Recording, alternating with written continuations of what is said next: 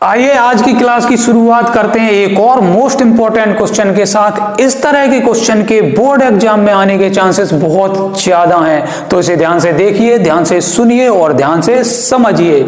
शुरू करते हैं इसका सॉल्यूशन, जो कि बिल्कुल ही आसान है। क्वेश्चन में दिया गया है एक टेस्ट में प्रत्येक राइट आंसर के लिए अगर 4 मार्क्स दिए जाते हैं और प्रत्येक रॉन्ग आंसर के लिए 1 मार्क्स कट कर लिया जाता है। जो राघव का स्कोर है वो 70 मार्क्स है। दूसरी कंडीशन में कहा गया है कि जो एग्जामिनी है उसके द्वारा कुछ मिस्टेक हो गई है, बाय मिस्टेक एग्जामिनी ने प्रत्येक राइट आंसर के लिए 5 मार्क्स दिए हैं और प्रत्येक रॉन्ग आंसर के लिए 2 मार्क्स कट कर लिए हैं। तब जो राघव का स्कोर होता है वो 80 मार्क्स हो जाता है। तो हमें यहां पर उस टेस्ट में टोटल नंबर ऑफ क्वेश्चन कितने थे उसे फाइंड करना है।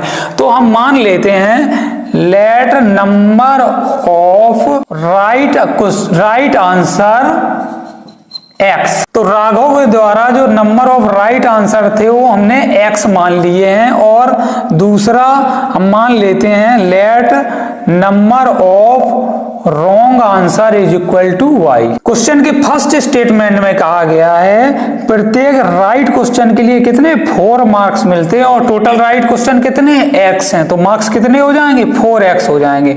और जो कटते हैं मार्क्स वो प्रत्येक रॉन्ग क्वेश्चन के लिए 1 मार्क्स कटता है। तो टोटल क्वेश्चन हमारे कितने y हैं और प्रत्येक क्वेश्चन के लिए 1 मार्क्स करता है, तो 1 इंटू y हो जाएगा।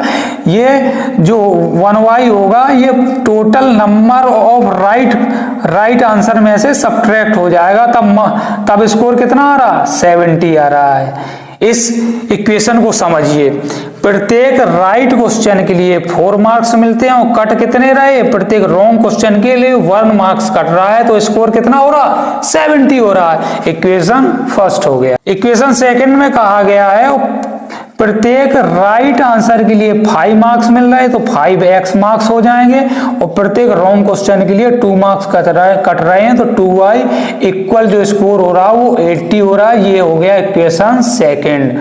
अब इन दोनों इक्वेशन फर्स्ट और सेकंड को हम एलिमिनेशन मेथड के द्वारा सॉल्व करते हैं।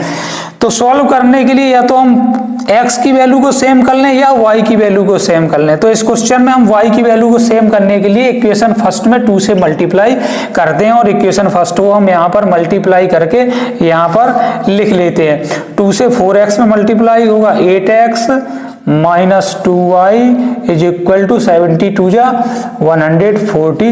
ये हमारा इक्वेशन थर्ड हो गया। इक्वेशन थर्ड और इक्वेशन सेकंड को, इन दोनों इक्वेशन को हम एलिमिनेशन मेथड के द्वारा सॉल्व कर लेते हैं। तो यहाँ पर देखो y हम दोनों के इक्वेशन में इक्वल है, तो हम कर लेते हैं बाय सब्ट्रैक्टिंग।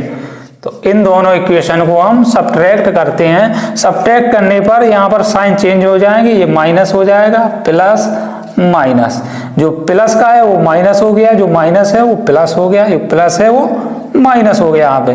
तो माइनस 2y से प्लस 2y कट हो जाएगा, तो 5x से यहाँ पर माइनस 8x से प्लस का 5x को जब सब्ट्रैक्ट करेंगे तो यहाँ पर कितना आ जाएगा माइनस का 3x आ जाएगा। तो इसको हम यहाँ पर लिख लेते हैं minus 3x is equal to, यहाँ पर माइनस 140 से प्लस का 80 सब्ट्रैक्ट होगा तो इक्वल में आ जाएगा माइनस का 60। माइनस से माइनस कैंसिल हो जाएगा, यहाँ से x इज इक्वल टू आ गया 20।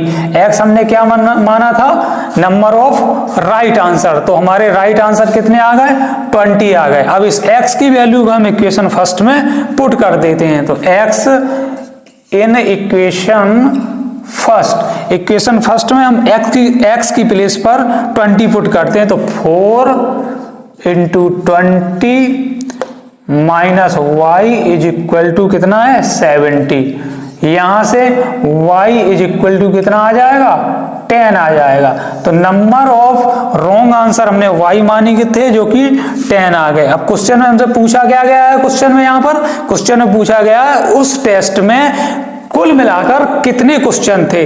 तो हमारे जो राइट क्वेश्चन है वो 20 हैं, जो रॉन्ग है वो 10 है, तो कुल मिलाकर कितने 30 क्वेश्चन हो गए। तो यहाँ पर हम लिखते हैं total question is equal to x plus y, x कितना है 20 और y कितना है 10, तो कुल मिलाकर क्वेश्चन जो हो गए वो 30 क्वेश्चन हो गए। यही क्या हो गया, आंसर हो गया। इसी के साथ ये मोस्ट इंपॉर्टेंट क्वेश्चन यहां पर होता है कंप्लीट। ऐसा क्वेश्चन जो बिल्कुल आसान हो और इंपॉर्टेंट भी हो, ऐसे क्वेश्चन के साथ क्या करते हैं, कमेंट करिए। पिछली क्लासेस में मैं काफी बार बता चुका हूं। क्वेश्चन को अच्छी तरह से समझ लीजिए और प्रिपेयर हो जाइए बोर्ड एग्जाम के लिए। Wish you all the best.